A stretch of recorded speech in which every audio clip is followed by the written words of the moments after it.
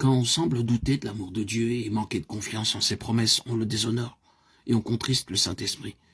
Qu'éprouverait une mère dont les enfants se plaindraient constamment d'elle, alors qu'elle ne désire que leur bien, et que le but constant de sa vie est de veiller sur leur intérêt et d'assurer leur bonheur? S'il doutait de son amour, cela suffirait pour lui briser le cœur.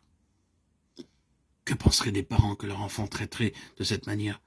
Que peut penser de nous notre Père Céleste quand nous ne croyons pas à l'amour qu'il a porté à donner son Fils unique afin que nous ayons la vie?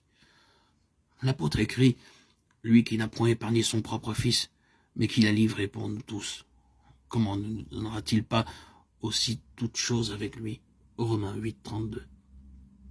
Et pourtant, qu'ils sont nombreux ceux qui, par leur action, si ce n'est par leurs paroles, disent « Ce n'est pas pour moi que le Seigneur parle ainsi. Il aime peut-être telle ou telle personne, mais pas moi. » Tout cela fait du tort à votre âme, car chaque parole de doute que vous proférez donne prise à Satan, fortifie en vous la tendance au scepticisme, attriste et éloigne de vous les anges auxquels Dieu a confié votre garde. Quand Satan vous tente, ne laissez pas échapper une seule parole d'incrédulité ou de découragement. Si vous ouvrez la porte de votre cœur à ces suggestions, votre esprit sera bientôt rempli de méfiance et de pensées rebelles.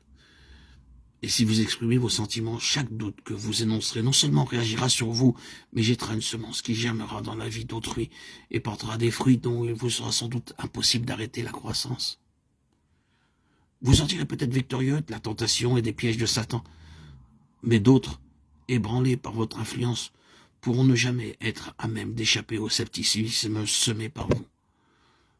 Combien il est important que nous ne prononcions que des paroles pouvant communiquer la force spirituelle et la vie.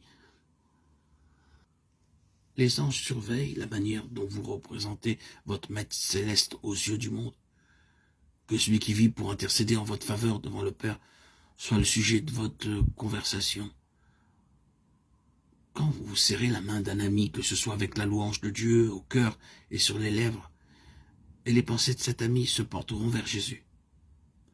Chacun a des épreuves à traverser, de lourds chagrins à porter, des tentations difficiles à surmonter. Ne parlez pas de vos difficultés aux mortels, vos semblables, mais déposez-les aux pieds de Jésus. Prenez pour règle de ne jamais proférer une seule parole de doute ou de découragement. En faisant part de votre espérance et de votre confiance, vous pouvez embellir la vie de vos semblables et soutenir leur effort. Mainte âme courageuse accablée par la tentation est sur le point de succomber dans la lutte contre le moi et contre la puissance des ténèbres. Ne la découragez pas dans ces rudes combats, réconfortez-la par des paroles d'espérance. C'est ainsi que la lumière de Jésus-Christ peut briller par vous. Nul de nous ne vit pour lui-même. Romains 14, 7.